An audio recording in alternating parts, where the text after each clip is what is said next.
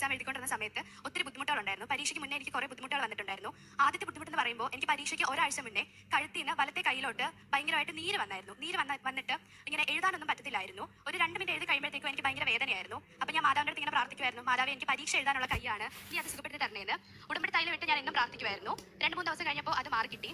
അടുത്ത എനിക്ക് വന്ന ബുദ്ധിമുട്ടെന്ന് വെച്ചാൽ പരീക്ഷയ്ക്ക് 2 ദിവസം മുന്നേ എനിക്ക് ചിക്കൻ ബോക്സ് ആയി കഴിഞ്ഞപ്പോൾ കോളേജിൽ വിളിച്ചപ്പോൾ അവർ പറഞ്ഞു സ്പ്രെഡ് ആവുമല്ലോ, അതുകൊണ്ട് എക്സാം എഴുതാൻ പറ്റത്തില്ല, ഞങ്ങൾ ആലോചിച്ചിട്ട് വിളിക്കാമെന്ന് പറഞ്ഞു.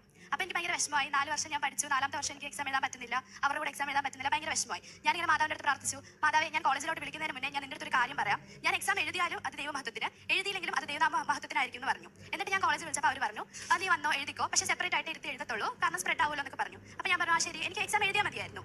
അങ്ങനെ മാതാവ് അനുഗ്രഹിച്ച് ഞാൻ എക്സാം എഴുതി. എനിക്ക് മാനേജ്മെന്റ് എക്സാമിന്റെ സമയത്തൊക്കെ ഭയങ്കര ബുദ്ധിമുട്ടായിരുന്നു. ക്വസ്റ്റ്യൻ പേപ്പർ ഒന്നും വായിച്ചിട്ട് എനിക്കൊന്നും മനസ്സിലാവുന്നില്ലായിരുന്നു. ആ സമയത്ത് ഞാൻ അമ്മ മാതാവിനോട് ഇങ്ങനെ പ്രാർത്ഥിക്കുമായിരുന്നു. അപ്പോൾ എനിക്ക് സുഗന്ധാഭിഷേകം കിട്ടി. അതിനുശേഷം ഞാൻ എന്താണ് എഴുതിയെന്ന് എനിക്ക് പോലും അറിയത്തില്ല. അത്ര ഫാസ്റ്റ് ആയിട്ട് മാതാവ് എന്റെ കൈ പിടിച്ച് എഴുതിപ്പിക്കുന്ന പോലെ എനിക്ക് തോന്നി.